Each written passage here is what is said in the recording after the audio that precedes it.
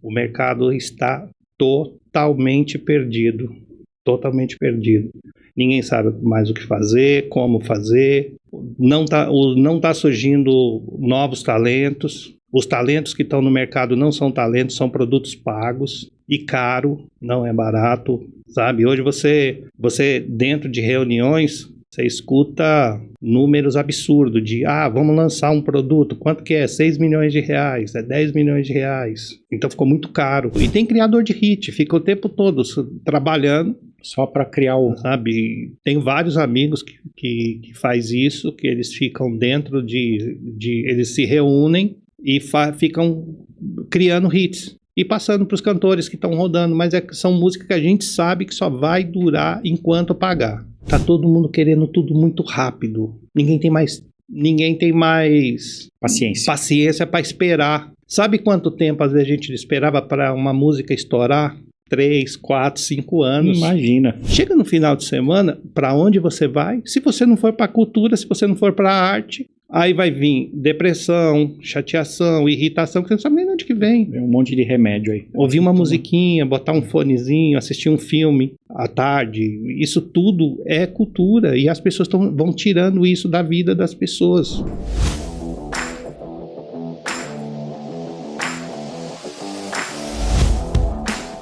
Olá pessoal, sejam bem-vindos a mais um Pod Contábil da CPA Prime Contabilidade. Antes de mais nada, não esqueça de curtir, compartilhar e seguir a gente. Faça esse canal prosperar. Hoje falaremos sobre estúdio de gravação de CD, DVD, música em geral. E para isso eu estou com o meu amigo aqui, Luiz, da LCP Produções. Obrigado, Luiz. Obrigado pelo convite, estamos aí. Muito tempo, né, Ricardo, de trabalho junto. O Ricardo toma conta das minhas contabilidades, sempre cuidou muito bem. Graças a ele eu sempre andei tranquilo, score bom, tudo bacaninha. Sem medo da receita. Sem medo da receita, mais ou menos. Agora eu tô com um pouquinho de medo. Agora tá um pouquinho de medo. Maravilha. Já tô começando a fazer gravação no dinheiro. Vou mexer com Pix, não. Mas estamos aí, estamos firme.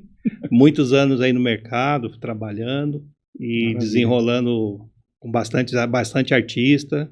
Já passei aí em vários projetos bacanas. E agora estamos aqui para bater um papo agradável, né? Vamos embora. Antes de mais nada, vai ganhar um presentinho. Opa, presente é sempre bom. Você viu que eu tô com a canequinha aqui, né? Então vai ganhar uma igual aí. Pode abrir, já tá higienizada. Se quiser já se servir com água, né? Aqui o podcast, ele proíbe a cerveja, o chopp ou o vinho. Então, a gente só serve água. É o local aqui que proíbe, tá? Vamos mudar essa regra uma hora. Vamos mudar essa regra uma hora, pelo menos o vinho. É isso aí, com certeza. Obrigadão, viu? Obrigado. Vamos. Isso aí. Vamos começar lá pelo seu sonho de crianças. Você tinha um sonho já de produzir aí música, alguma coisa? Ou você tinha outro sonho? Você acredita que não? Eu caí na música por acaso. É? Não foi um negócio... Sabe que eu sou um ótimo cozinheiro. Olha que loucura. Eu sou um ótimo cozinheiro. Então, quando eu tinha 13 anos de idade, eu passava muita dificuldade. Minha família era bem pobre, passava bastante dificuldade. E eu saí para procurar emprego para ajudar em casa. E eu cozinhava bem, sabia muitos temperos. E eu fui procurar emprego num restaurante. E lá eu mostrei minha habilidade. E o dono do restaurante falou, não, já podia te contratar, mas você é muito novo. Não tem como. Aí eu saí muito triste e fiquei parado na porta de um lugar lá, parado. Ia entrar uma pessoa e eu abri o portão para a pessoa. Essa pessoa voltou e gostou da minha atitude e me chamou para ser office boy dele. Esse Office boy. Office boy, lembra de office boy? Sim, eu fui também. Que hoje é os motoboy, né? Hoje é motoboy. Aí, esse cidadão era simplesmente um dos maiores locutores de rádio da época, o Oliveira Neto, que fazia as propagandas da Bozano. E quando eu entrei dentro da empresa dele, eu já dei de cara com um estúdio. E, por coincidência, a primeira pessoa que eu vi dentro do estúdio foi um grande maestro chamado Chiquinho de Moraes. E ele estava produzindo a trilha sonora do filme do Pelé e os Trombadinhas. Aí eu de cara assim, ó, moleque da periferia. Poxa, vendo aquilo, Vim deslumbrou. aquilo, eu quase que eu desmaio. Eu dei de cara, o Chiquinho de Moraes eu não sabia quem era. Mas eu dei de cara com o Pelé, dentro do estúdio, gravando. Então, lá estava o Pelé, o Wilson Simonal, Nossa, só grandes... personalidades, E aí, de cara, eu já caí dentro desse estúdio. Aí, eu já me apaixonei na hora, né? Falei, não, aqui é meu mundo. Uma simples gentileza. Uma simples gentileza, Como que é, né? Ricardo. Engraçado, Uma simples né? gentileza. E isso durou uma parceria nossa de 17 anos. Eu trabalhei com ele 17 anos mesmo. E esse Oliveira Neto, que hoje ele é falecido, ele acabou me adotando. Como eu era uma pessoa muito pobre, ele acabou me adotando. Então eu conheci várias celebridades da época graças a ele.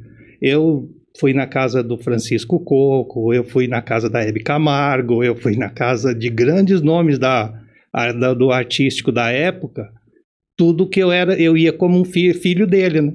Que ele tinha 2 crianças, a esposa, ele, e eu ia junto. Legal. E aí, nesse desenrolar, eu me tornei técnico de áudio.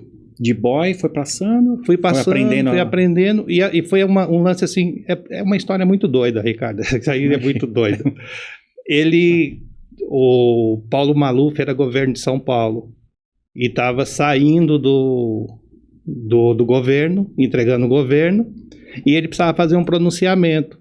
E o pronunciamento era gravado no estúdio do Oliveira Neto. E era um programa que, se eu não me engano, chamava Resenha Paulista, que era o Décio Pitinini, a Consuelo Leandro e um outro apresentador que eu não vou lembrar agora. E o próprio Oliveira Neto. Eles faziam o programa. E o técnico faltou. E a gente não tinha essa facilidade, isso foi em 81, tá? Então a gente não tinha essa facilidade de gravação, de ligar para um técnico, e não tinha ninguém para fazer a gravação. Aí, como eu era muito curioso, eu ficava vendo tudo que o rapaz fazia, e eu não sabia de nada. Aí eu chamei o Oliveira Neto no canto e falei, ó, se você quiser, eu gravo ele. Eu gravo vocês. Autodidata mesmo. Eu gravo. Só que eu não sabia exatamente nada. Ricardo, quando eu sentei na mesa de som, minha mão fazia assim, ó. De tremedeira que eu não aguentava. Terminou a gravação, foi uma coisa assim, tão que era pra mim, que o Paulo Maluf me deu uma caixinha e falou que eu era melhor do que o outro que gravava. Puxa vida. E eu não sabia nada. Aí ele fez o quê? Me preparou. Ele falou, eu vou trazer uns técnicos de som para trabalhar aqui e ele vai te ensinar a trabalhar com áudio. E quem ele trouxe? Um dos melhores técnicos que tinha no Brasil, que era um rapaz chamado Milton Rodrigues. Milton Rodrigues fazia gravações de todo mundo. Tom Jobim, Elis Regina. Então Nossa, ele era sabe? As pessoas entravam em fila de espera para trabalhar com ele. E aí tudo que ele sabia, ele me ensinou. Aí eu me tornei um grande técnico de áudio. Com o melhor professor, já autodidata, né? Porque você já, praticamente, você já tinha o dom lá, né? Só de olhar, né? Pegou o melhor professor aí. E isso foi desenvolvendo. Aí eu participei de grandes projetos depois, aí fui desenvolvendo na profissão. E é uma coisa tão natural,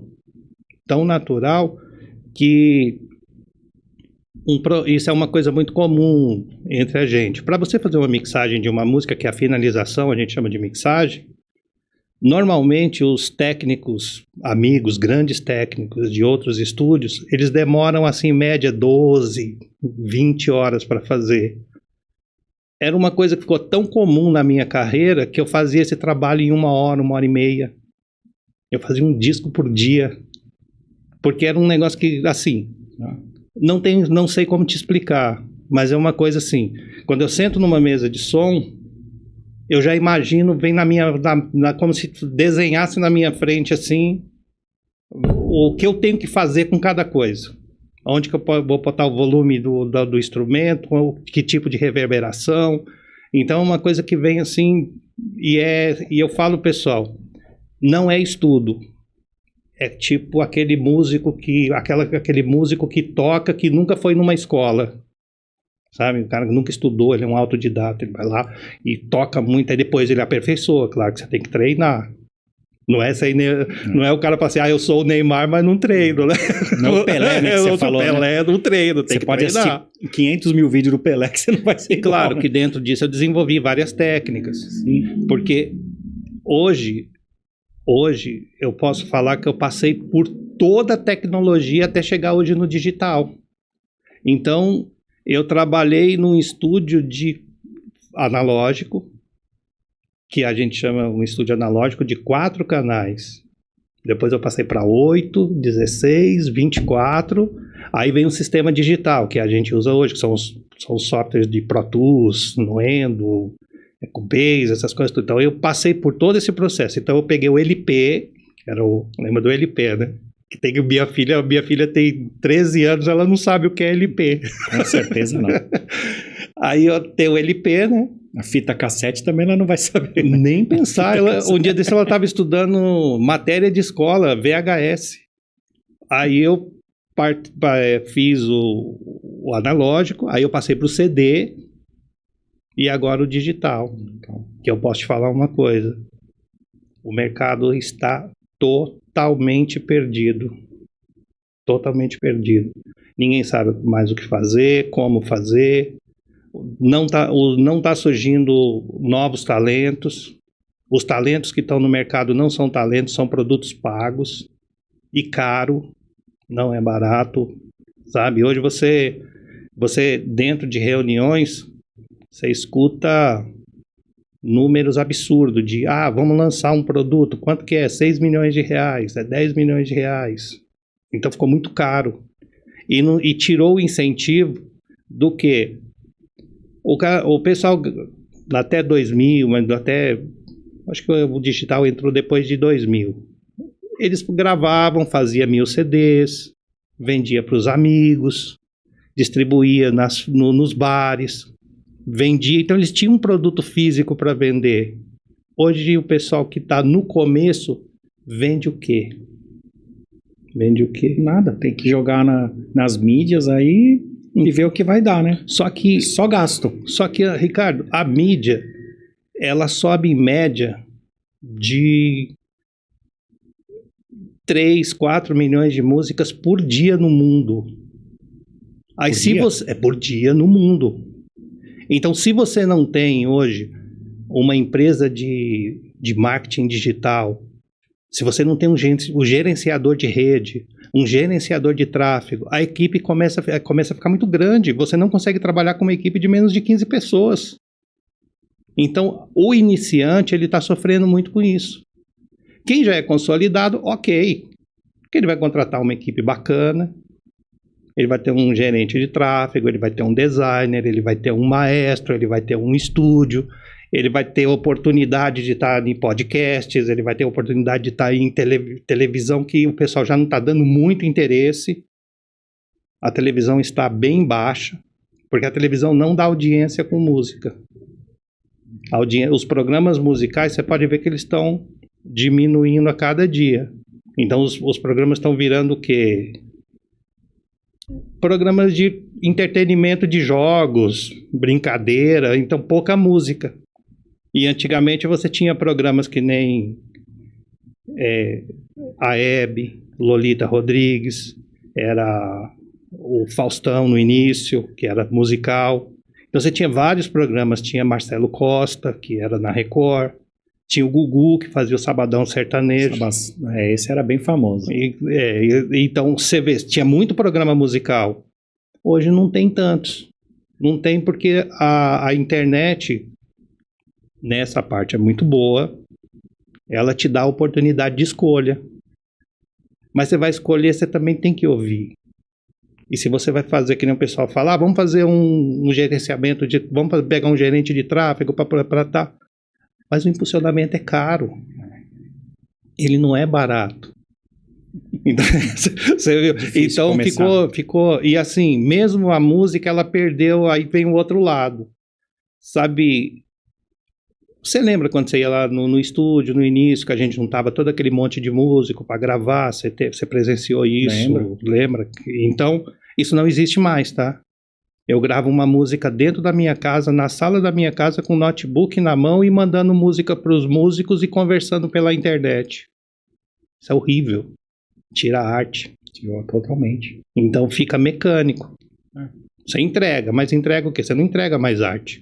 Procura hoje no mercado um trabalho que você vai falar para mim assim, esse trabalho tem arte. Tá difícil. É difícil porque quando tem arte, às vezes tem um probleminha que bate nessa parada da arte. Quem é da arte, ele é uma pessoa que é diferenciada. Ele não aceita qualquer coisa. Ele estuda mais, ele pesquisa mais, ele monta projetos interessantes. E aí o que acontece? Essas pessoas, eles têm pouco tempo pro job. E aí é que está o negócio hoje. Não é você ser bom, é com quem você consegue chegar. Entendeu? Você pega, por exemplo, eu não vou citar nome que é chato falar do trabalho dos outros. Processo. Mas, por exemplo, você pega trabalhos por aí que você vê que é totalmente comercial e financeiro. E aí eu te provo isso da seguinte forma. Ele toca por um período e some. Você não vê mais esse artista. Ele toca ali por 6 meses, por 2 meses e some. Acabou o dinheiro. É só isso. Ah, tá. Então acabou o impulsionamento. Acabou o impulsionamento, acabou o artista. Então ele tem um período de pá. Aí ele fica. Então você vai ver quem são os artistas que ainda estavam dentro da arte, consolidado. Esse eu posso falar que são consolidados. Chitãozinho Chororó, Zezé de Camargo e Luciano, Zé Cabaleiro no MPB, o Raça Negra no samba, um Alexandre Pires no samba. Então esses são produtos que vieram de outra época. Agora, da época de hoje, se eu te perguntar, de repente, a primeira música do Alexandre Pires, você vai lembrar lá no Só Pra Contrariar, a música da Barata. Se eu te perguntar de um atual, o primeiro sucesso dele, que menos de 5 anos, é capaz de você falar, puxa, será? Eu não lembro. E eu tô dentro do mercado. Você dentro do mercado, imagine eu. Não, eu só ouço às vezes, né? Que nem, por exemplo, era um artista de personalidade. Eu participei do primeiro projeto do Só Pra Contrariar, que eu era técnico de áudio na RCA. E eles gravaram esse disco lá, né, no estúdio da RCA. Então eu fiz alguma participaçãozinha, gravando uma percussão, gravando uma bateria, então eu participei. Então eu vi o desenrolar do Alexandre e dos meninos lá da banda. Então eu vi o desenrolar. Por mais que eles estivessem começando, se você ouvir esse disco, ele não é um disco de qualidade, ele é um disco até de pouca qualidade sonora e tal, mas eram iniciantes. Mas se você pegar esse trabalho e o último agora, você vai ver o tanto que o rapaz cresceu. Você escuta o primeiro disco, você fala, nossa, olha o salto de qualidade que esse Alexandre Pires deu na carreira dele. Hoje ele é um cara que canta em espanhol, a música dele é uma música romântica com letra bacana, arranjos legais, ele usa o que o sertanejo não usa mais. A música sertaneja nos anos 90 até 2000 era a música mais bem trabalhada dentro dos estúdios. Era a música mais bem trabalhada dentro dos estúdios. Eles usavam todos os instrumentos ao vivo, eles usavam tudo do bom e do melhor que tinha na época. Então fizeram grandes sucessos. Chitão, Daniel, Bruno e Marrone já é finalzinho, Leandro e Leonardo, e muitos outros, tipo, que é até não tão assim, mas que nem Mato Grosso e Matias, e assim vai. E hoje, você pega a música sertaneja, que é considerada essa música sertaneja universitária, musicalmente, ela é uma música pobre. Ela é uma música pobre, ela está abaixo do samba. O samba hoje é superior porque o samba melhorou em arranjo e todo esse processo que eu te falei de produção musical saiu do sertanejo e foi pro samba. Hoje você pega um Péricles, um Tiaguinho, um Alexandre Pires, um Belo, que é uma ótima produção. Você escuta essas produções, você olha eles, você vê, nossa, ali você vê violino ao vivo, você vê back vocal, metais, vários músicos, harmonias diferentes, melodias diferentes, ritmos diferentes, que era o que tinha no sertanejo. O que aconteceu? O que aconteceu nesse período? Quando eu vi que o sertanejo, ele começou, que eu trabalhei muito dentro do sertanejo, né, por causa dos estúdios que eu trabalhei, então eu trabalhava mais dentro da música sertaneja e da música gospel, que é uma música também que ela deu um crescimento musical bom, de produção e etc e tal, tem alguns discos gospels de sucesso que eu participei, de grande sucesso do mercado que eu participei, mixando, ou gravando, ou fazendo alguma coisa assim. E hoje a música sertaneja, ela é uma música muito pobre, ela é uma música que tem 4 instrumentos, 5 instrumentos no máximo, e é uma música super faturada. Mas é para economizar? O que é?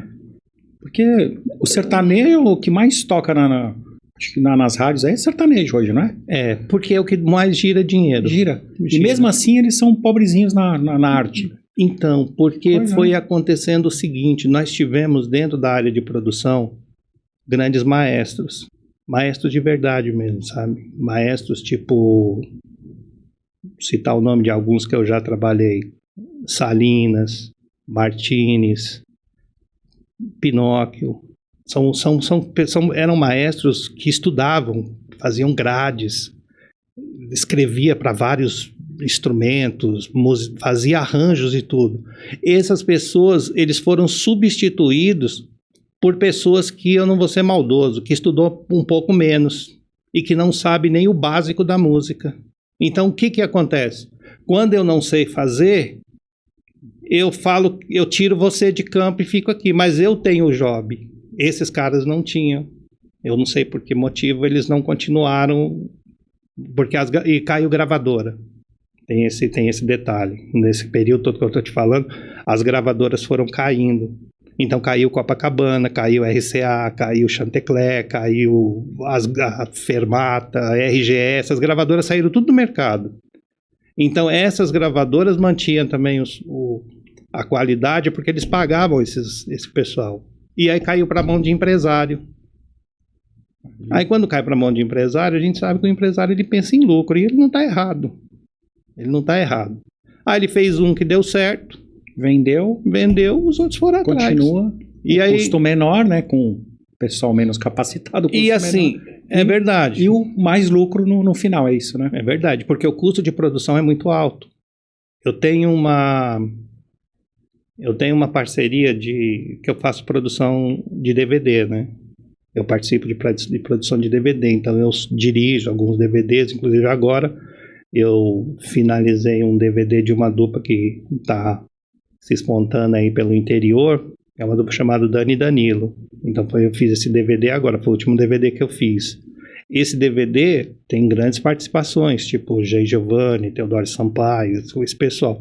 Esse DVD, para os dias de hoje, para o sertanejo, ele é um DVD muito caro, porque ele tem toda essa infraestrutura de violino, de back vocal, de metal, de não sei o quê.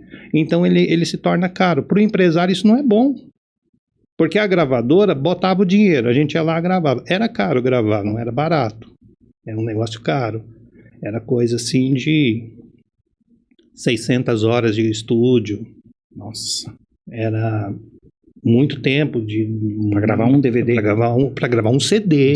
Na época não tinha nem DVD. Um era CD, 600 horas. 600 horas de produção, de arranjo, era música entrando, músico saindo, tudo. Hoje você faz em casa, irmão. Hoje você faz em casa, você não tem nem despesa. A qualidade não vai ser igual mesmo. Não tem nem como comparar. Por quê? Por exemplo, eu sou engenheiro de áudio. Essa seria a minha profissão inicial. Hoje eu não sou mais. Hoje eu sou produtor musical. Mas no início da minha carreira eu era engenheiro de áudio. Eu estudei muito áudio. Eu estudei muito de frequência, de salas de reverberação, de como microfonar, de como mixar, de como fazer isso tudo. Isso tudo, depois que entrou a tecnologia, perdeu o sentido. Por isso que eu saí da profissão. Eu não quis passar raiva. Sabe? Eu sou requisitado até hoje para mexer com mixagem, alguma coisa. Faço assim, faço quando é um negócio particular meu. Mas eu não faço mais isso externo para clientes. Eu não atendo mais clientes, atendo coisas minhas. Mas aquilo está no sangue. Que é o que eu te falei, a facilidade que eu tenho de mixar essas coisas, eu gosto. Então, quando eu faço alguma coisa, é porque eu gosto. Não é mais porque aquilo vai me sustentar. Entendeu? Que todos os grandes técnicos de áudio do mercado, Ricardo, todos eles estão fora hoje. Porque quem é que faz mixagem hoje? O músico. O músico, ele toca, ele mixa, ele prepara, o arranjador, então faz na casa dele, que você não depende mais de... Você lembra do estúdio, toda aquela estrutura acústica que tinha? Uma parafernália, um dinheiro enorme. Não se necessita mais hoje disso para gravar, porque você corrige as salas, tudo nos programas. Entendeu? Tecnologia. Exato. É uma forma diferente também de ouvir música, né? Não deve ficar igual, né, Luiz? Não. Deve ficar igual quando você faz todo esse aparato aí, né? Não fica. Não deve ficar. Não fica, né? É bem diferente. Mas, assim, só vai entender isso quem passou por isso. Então... O estúdio, por exemplo, da RCA, que eu trabalhei lá durante uns 8 anos, eu trabalhei até o final, que o estúdio da RCA se tornou estúdio Veridiana. E eu trabalhei lá, que foi a época que eu te conheci. Quando eu saí do Veridiana, que eu resolvi montar a LCP, foi quando eu te conheci, que acho que isso deve ter sido em 90, né? Em 90, 89, isso é velho, hein? É que eu comecei novo. Aí eu estava saindo de lá, aí eu resolvi abrir a empresa. Que foi quando eu te conheci. Então, quando eu saí de lá, aquele estúdio da RCA, se ele fosse hoje um estúdio para fabricar na época de hoje, só a estrutura dele custaria uns 20 milhões de reais. Nossa! Só a estrutura, acústica, desenho, acústica, aquele era um desenho alemão. Não era uma coisa feita, era detalhado. Foi um estúdio que ficou no mercado 35 anos. Ele saiu do mercado, você nem vai saber. Ele saiu do mercado porque tinha uma lei de incentivo à cultura, que o Collor de Mello, na época, sancionou. Aí não tinha mais incentivo. Aí a RCA saiu de São Paulo, do Brasil no caso, né? E foi para a Argentina na época. Fui convidado para ir para lá. Eu fui convidado para trabalhar na RCA para lá, para a Argentina. Mas aí eu resolvi ficar em São Paulo e elas, vamos dizer assim, aí ela virou uma empresa particular. Um gerente da época comprou. E lá no Rio de Janeiro tem um outro espaço da RCA, que hoje é chamado de Companhia dos Técnicos. Que os técnicos da RCA se juntaram e compraram a empresa. Tinha indenização, tá? Aquelas coisas todas, acabaram. Vamos comprar. De indenização você entende, né? Legal. Bacana. E o rock nacional? Porque se você falou do samba e do sertanejo, o que houve com o rock nacional? Que hoje não tem mais. Antigamente tinha tanta banda boa, né? Sei lá, pelo menos na minha juventude ou na adolescência, vai. Eu também. Tinha tanta. Eu fui no primeiro Rock in Rio. Então, o que aconteceu? Eles ficaram no gueto. Eles estudaram demais. A maioria deles se transformaram em advogado. Isso era ruim para as gravadoras. Ninguém quer problema. Ninguém quer perturbação. Então, essa é minha. Se eu tiver errado, que me perdoem, mas é o que eu penso. Eu não quero um cara me perturbando. Vou pensar como empresa, tá? Eu não quero um cara me perturbando com contrato, com não sei o quê, me perturbando, enchendo as paciências. Na época, se eu posso pegar um cara que vai vir comigo e vai crescer junto comigo e eu vou ganhar dinheiro junto e ele não vai me perturbar. O pessoal do rock era muito cri-cri. Eles não se misturam. Eles não fazem... Ó, você vê, o sertanejo, se você procurar, você vai ver um sertanejo cantando com sambista. Você vai ver... Então, a cultura deles é diferente. E aí, o que acontece? Os que pouco entraram no mercado viraram Jota Quest. Algo mais... Você entendeu? Mais suave. Bem mais suave, isso. Né? Então, tem que dar uma amenizada. E a gente também mudou um pouco, né? Nós não estamos naquela coisa radical... Sabe, eu sou revolucionário. O Brasil não é isso. O Brasil ele quer festa. Eu vou deixar de ir pro carnaval para ir. Entendi. Para ir pro porão. Eu quero pular o carnaval lá na avenida, lá, se divertir, passar. O brasileiro pensa nisso. E o rock não pensou no lado comercial. Não tem um patrocinal. Por exemplo, você vai numa festa de peão, que nem tem um amigo meu, que é o Serginho Viola. Ele foi um dos percussores da festa de Jaguariúna, do peão de rodeio de Jaguariúna. E eu, no início, fiz até uns projetos lá com ele, fui lá fazer, e hoje essa festa é a segunda maior festa de peão do Brasil.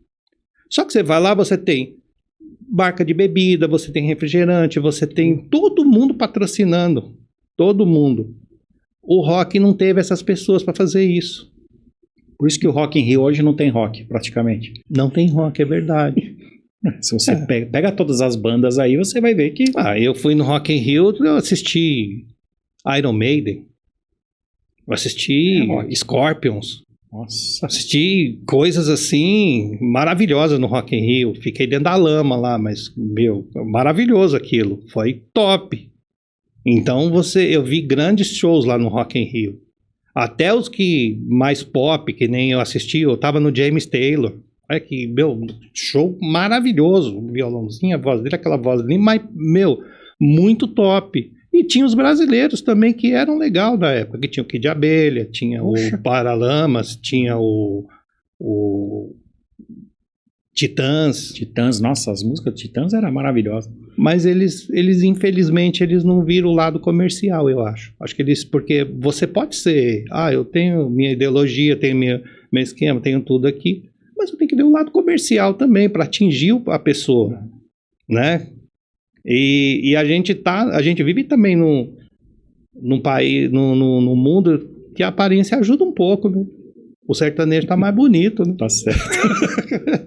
Você pega o sertanejo, Ricardo, ele, chapéuzão, bota, roupa country, eles têm um estiloso, estilo, né? E mesmo sinto aquelas fivelas gigantes. E aí, e eles não fizeram nada disso, eles não evoluíram e ficaram para trás. Mas assim, eu vi grandes shows de rock no Brasil, que nem, por exemplo, eu adoro ouvir Kid de Abelha, eu acho bom demais.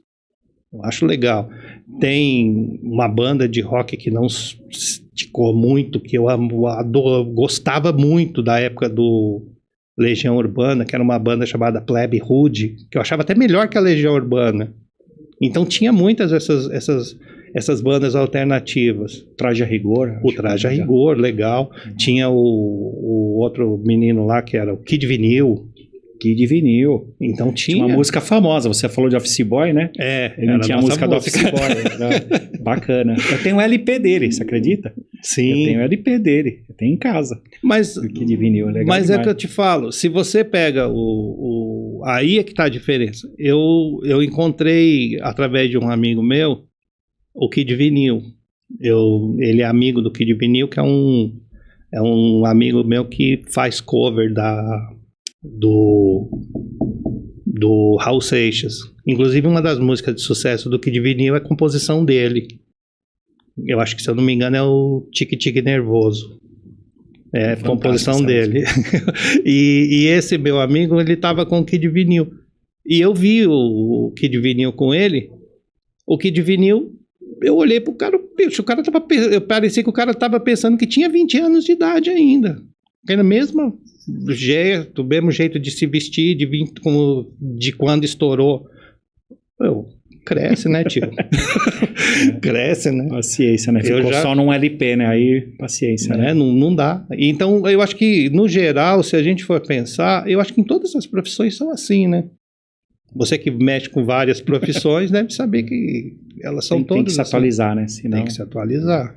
Agora, falando em atualidade, vamos imaginar aí o ChatGPT ou qualquer inteligência artificial, vai. O ChatGPT aqui no Brasil, pelo menos, está na moda.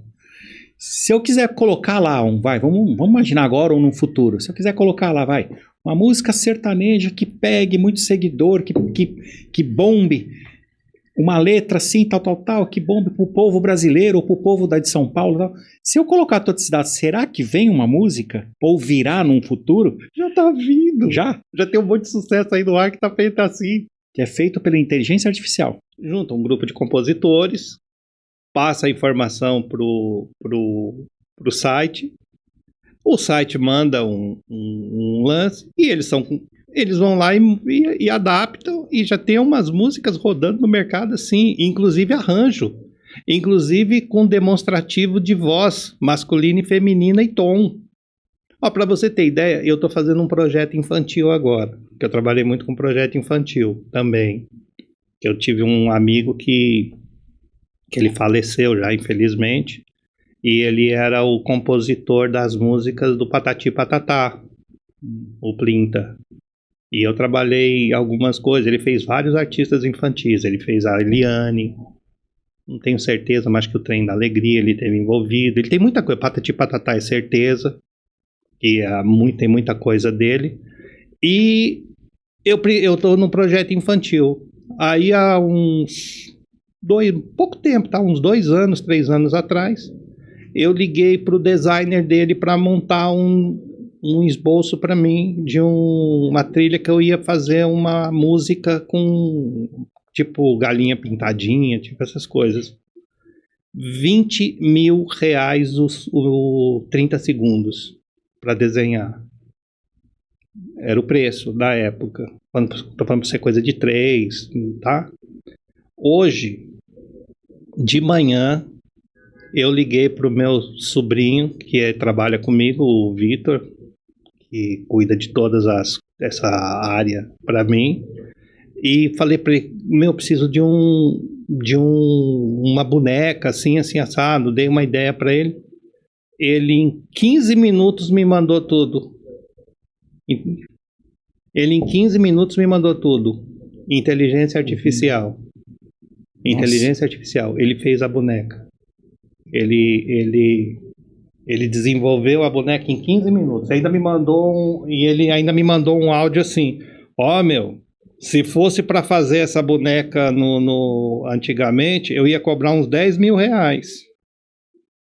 Que coisa, como que muda, né? Não, a inteligência artificial, a IA, ela vai mudar muito a nossa área de criação, tá? Ela veio para mudar e ela tá pequena ainda. Ela não tá... Vai ajudar muito, Luiz? Ou você acha que vai então, como eu vi acabar com tudo? É perigoso. Porque eu vi essa decadência da arte. A arte, ela não anda com essas coisas. Então eu trabalhei com arte onde a gente sentava, discutia, via como nós vamos fazer. Agora tá tudo tipo assim, vamos fazer um DVD? Vamos, como é que faz? Bota aí na inteligência artificial, vamos ver como é que fica. Aí não é você que faz, não tem mais o desenho, não tem mais aquela coisa. Tem que vir do coração, isso, né? Isso que nenhuma inteligência artificial vai ter nunca, né? Nunca. Então tem que vir mesmo, a inspiração. Exato. É isso que vai faltar no futuro. Ontem, até tá faltando agora, né? Ontem eu tava com um amigo em comum e ele é compositor de uma grande música de sucesso. Ele é compositor de várias músicas, mas essa é uma grande música de sucesso dele, é um dos maiores sucessos da carreira dele como compositor, que é o Cláudio Noan. E ele é compositor da música Sinônimos, que o Chitão canta com o Zé Ramalho. E ele estava contando a história da música ontem lá, como ele compôs a música. Aquilo, eu nunca podia imaginar. Ele não está falando de amor, ele está falando de Bíblia. Ele começou a explicar, eu falei, nossa, que loucura. Ele está falando de Bíblia, ele não tá falando de amor, ele está falando de Salmos. Então você vê aonde chega a inspiração do ser humano, ali é coração.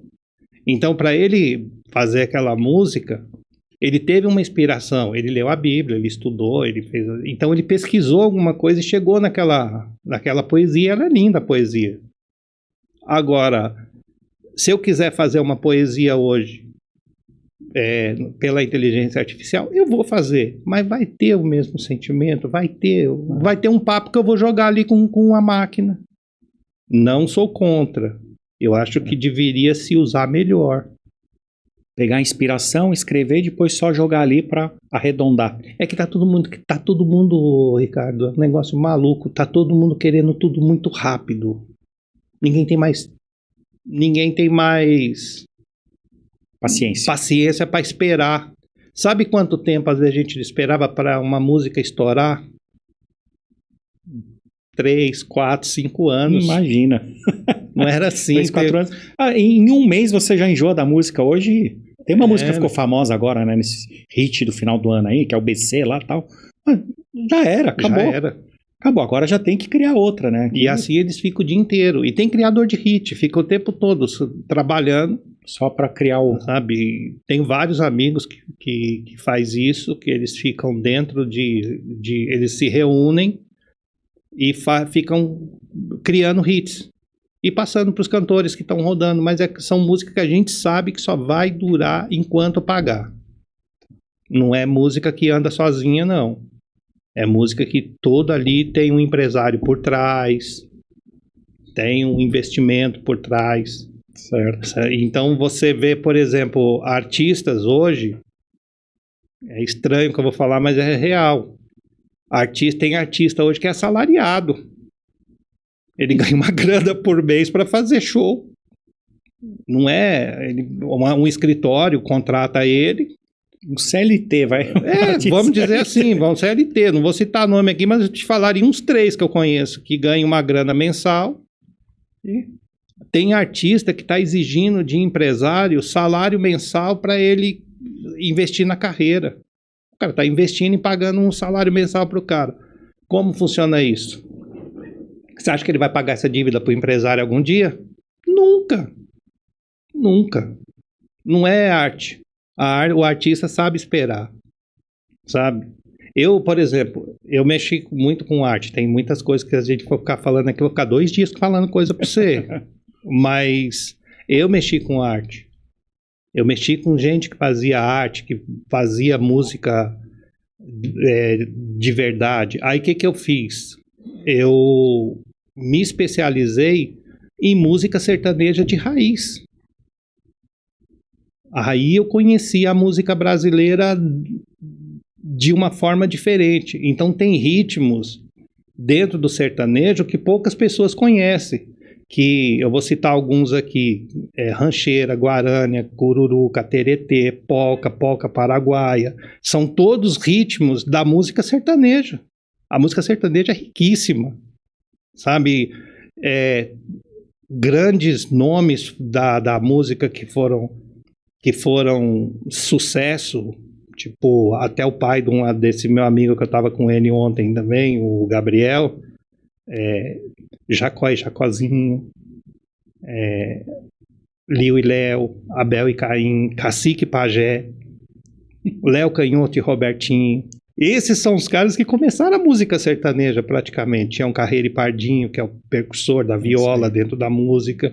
Então são pessoas que, infelizmente, Ricardo, a gente, como brasileiro, não dá valor para as coisas nossas. Sabe? A gente não valoriza o que a gente tem de bom. A música brasileira, ela é riquíssima. A música brasileira, eu posso dizer para você que ela é uma das músicas mais ricas do mundo. Por quê? Cantar em inglês é a coisa mais linda e mais fácil do mundo. Canta em português o tanto que é difícil para o cantor. Você vai cantar em inglês, vou falar uma palavra simples. Você fala I love you, olha que coisa linda, mano. Meu amor, olha que coisa dura. Você entendeu? E não estou te fazendo na língua portuguesa, não. Mas aí se você pega um artista que consegue transformar esse meu amor numa coisa melódica, que você arrepia na hora que ouve, você fala, pô, o talento desse rapaz. Você tinha intérprete, igual Elis Regina. Poucas pessoas, em poucos países no mundo tiveram pessoas com uma intérprete igual a Elis Regina, que é uma grande intérprete. Tanto é que, quando foi lá para Montreux, ela voltou campeã do festival. E ela não cantou com qualquer um, ela cantou com grandes nomes. E ela voltou vencedora. E a gente vai fazendo o quê? A gente não dá valor. O pessoal que está dentro da música, a história da música brasileira, ela é rica. Ela é rica. A gente tem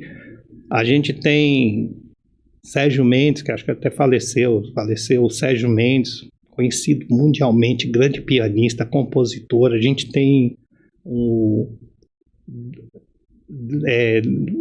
Deodato, ele tem músicas que a trilha sonora do 2001, Odisseia no Espaço, é dele, junto com o Steven Spielberg, tá lá. Nenhum brasileiro tá nem aí para isso. Eu não sabia, tá? Eumir Deodato. Você entendeu? Você tem coisas pelo mundo afora. Nós teve uma banda que em 81 eu ia viajar para a Europa com uma banda que eu me tornei músico também na época, né? Eu era percussionista. E aí nós fizemos uma banda. E era uma banda muito interessante, uma banda chamada Banda Metalurgia. E todo mundo novo, pessoas de 20 e poucos anos. Eu era o mais novo de todos, eu tinha uns 15 anos na época. E eu não fui porque eu não tinha idade para viajar. Eles foram para fazer uma turnê, um show na Europa. Eles foram fazer, que eles tocavam samba brasileiro misturado com jazz, com uma mistura de jazz na parte de cima. Então a cozinha, que era bateria, era samba, era música brasileira. A cobertura, que era metal, era jazz. Esse show virou uma turnê de 2 anos. Olha o que consome a música brasileira. E um dos músicos que foi para a Europa, que era o Paulinho da Costa, se você pegar Michael Jackson, Madonna, Like a Virgin, Thriller, o percussionista é ele. Ele se tornou um grande percussionista do mercado internacional. E a gente por aqui não dá muito valor para isso, infelizmente. Coisa, né? Complicado. Agora, nada nosso é melhor, né? Olha, a inteligência artificial essa visão, o Ricardo, ela vem, por exemplo, nós estudamos na mesma época, praticamente. A gente tinha aula de música, lembra? A gente tinha aula de música. Um monte de outras aulas que não tem hoje, né? E eles foram tirando a cultura da escola. A escola hoje, ela não tem cultura. Você tem hoje, por exemplo, eu faço alguns projetos de prefeitura. O céu é maravilhoso. O espaço do céu é maravilhoso. Eu vou em cada céu, eu fui no Céu Grajaú esses dias, piscina olímpica, teatro, salas de computadores, tudo. Sabe o que está acontecendo? Sabe o que tem lá? Nada, vazio. Vazio, não tem ninguém. Eu fiz um show lá no Céu Grajaú, tinha 10 pessoas. Nossa. Ninguém quer saber de cultura. Mas eu te garanto para você, que se eu pegar um negócio que não seja cultural, que seja uma coisa apelativa, eu te garanto que vai lotar. Por quê? Porque é capaz da própria escola ajudar você a promover. A gente vai em teatro também, teatro é tudo vazio. Agora tem os teatros nos shoppings também, né? Sim. Mas você vê aquele vazio, nossa, como pode, não, artista? Poxa, vazio. Você lembra ali no Bexiga, onde tinha aqueles teatros infantis, que tinha as peças infantis lá, Pinóquio, aquelas coisas todas? Eu trabalhei com um maestro que chamava, ele já faleceu, inclusive, o Cidinho, e ele era o maestro que fazia os arranjos dessas peças. Tudo lotado, isso em 2000, os pais levavam as crianças para ir ver as peças. Eu vi Branca de Neve, Cinderela, Pinóquio e outras coisas que tinha lá, Rapunzel, Gato de Botas, e cada peça maravilhosa, trilha sonora, os atores, a figura. Esses dias eu passei lá, tudo fechado, acabou tudo. E aí o que você vai fazendo numa parada dessa? Você vai criando um país sem cultura. E assim, você pode ter dinheiro, você pode ter o que você quiser. Se você não tiver arte na sua vida, você é infeliz. Você tem que ouvir uma música, você tem que ler um livro, você tem que assistir um filme, você tem que ir no teatro. Isso é o equilíbrio da sua mente. A contrapartida, né? Exatamente, é que vai te equilibrar, que vai botar você... Porque você trabalha, sei lá, com quantas empresas, imagino que mais de 1000. Quase. E você deve ter uma semana corridaça. Chega principalmente agora que vai começar os impostos de renda. Com o certeza. Meu tá lá na fila. Tá na fila. E é difícil. É difícil você trabalhar com aquela pressão toda. Chega no final de semana, para onde você vai? Se você não for para a cultura, se você não for para a arte, aí vai vir depressão, chateação, irritação, que você não sabe nem de onde que vem. É um monte de remédio aí. Ouvir uma musiquinha, botar um fonezinho, assistir um filme à tarde, isso tudo é cultura. E as pessoas vão tirando isso da vida das pessoas e vão colocando... Eu nem vou entrar nessa seara, porque se eu entrar nessa seara é complicada. Eu estudei muito ritmo, como eu sou percussionista, eu estudei muito ritmo e frequência por causa da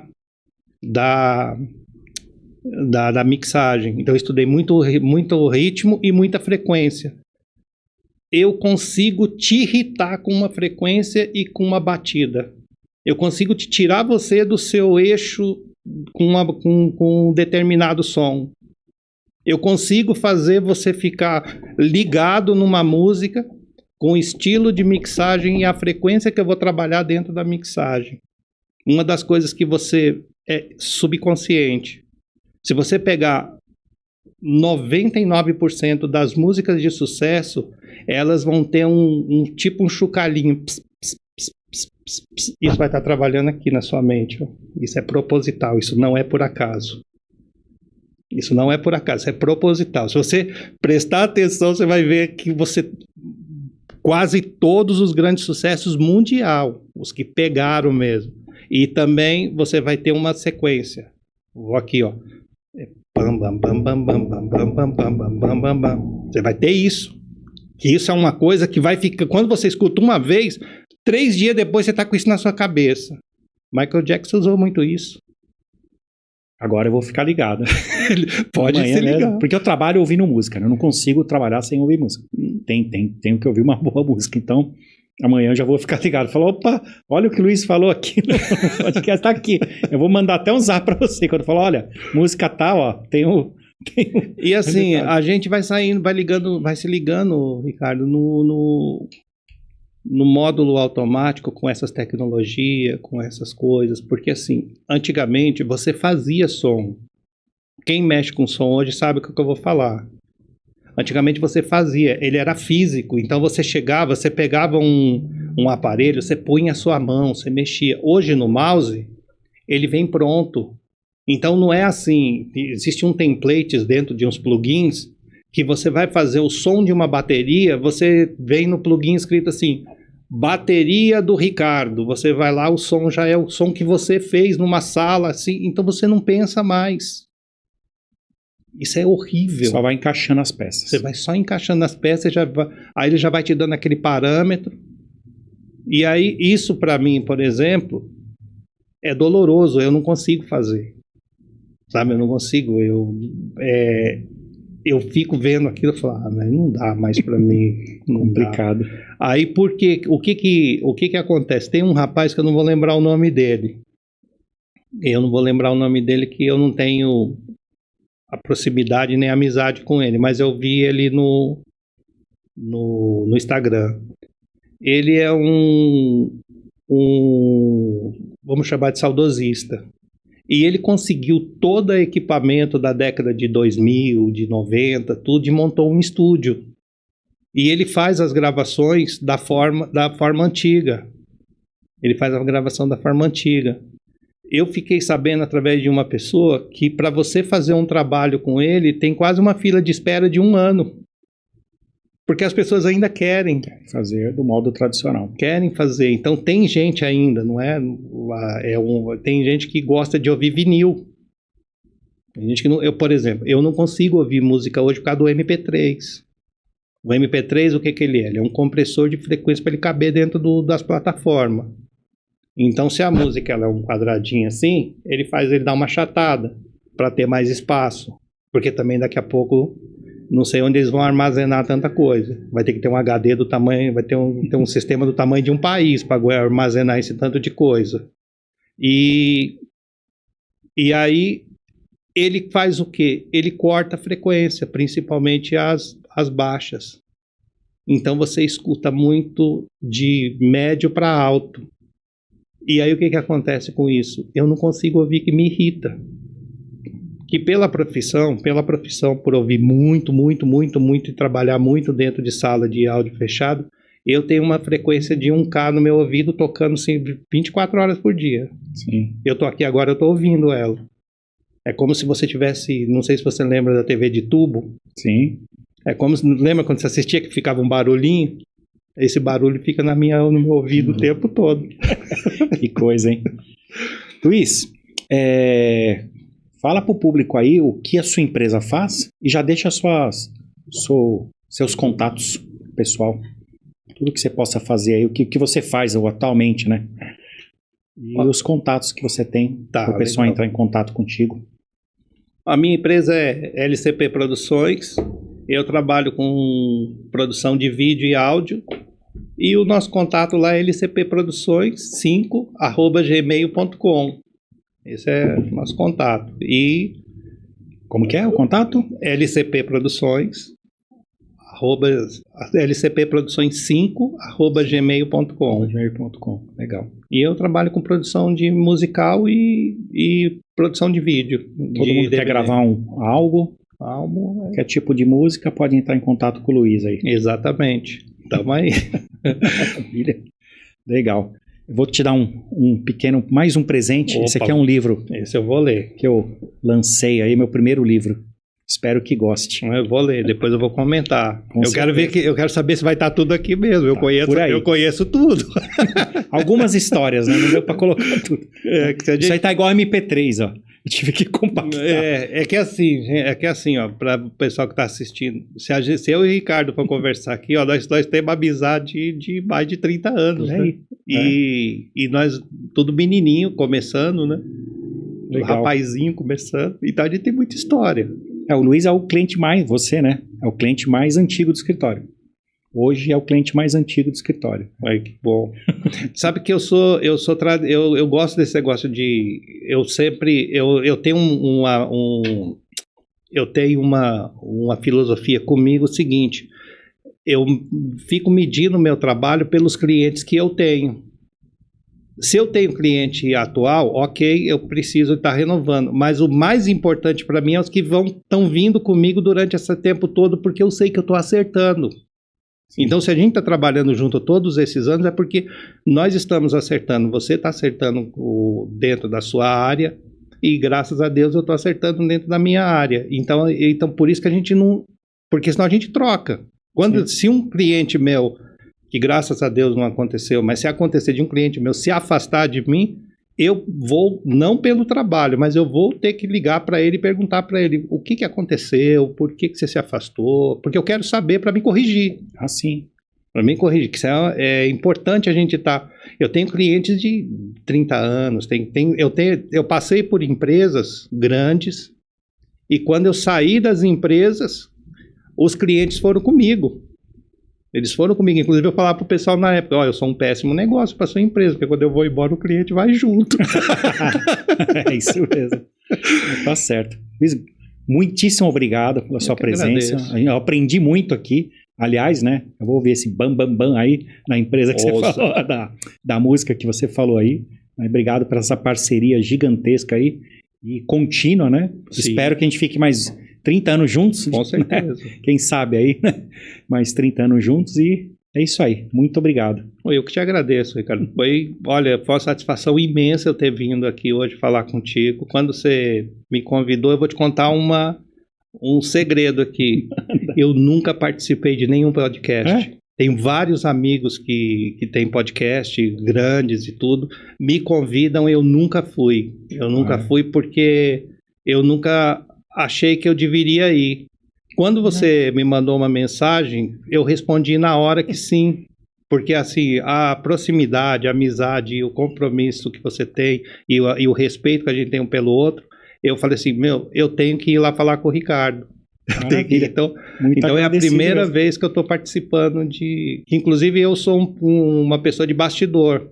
Sim. Eu trabalhei com muita gente e nunca apareço, eu fico sempre no bastidor. Entendi. Para encerrar aqui, eu fiz o último DVD das Irmãs Galvão. DVD com indicação de Grammy e tudo. Eu fui o produtor desse DVD. Esse DVD tocou em tudo que é TV, de Faustão, lá, para todo canto eles foram. Tanto é que nós perdemos o Grammy para o Sérgio Reis, que também é um grande cantor da música sertaneja. E eu produzi esse DVD. Poucas pessoas sabem disso. Agora sabem. Poucas pessoas sabem disso. Que eu tenho uma grande parceira de negócios, que é a Sandra Muniz, ela é de Araraquara, e ela me deu esse presente de produzir esse DVD junto com ela. E é um DVD maravilhoso. A primeira vez, pelo que eu sei que é da história, é a primeira vez que o Daniel participa de um DVD. Foi o primeiro DVD da que o Daniel participou, que até então ele nunca tinha participado de nenhum DVD. E essas Irmãs Galvão, não sei se você lembra delas, que é as cantoras do Beijinho Doce. Então, é um ícone na música sertaneja. Inclusive, infelizmente, uma delas já até faleceu.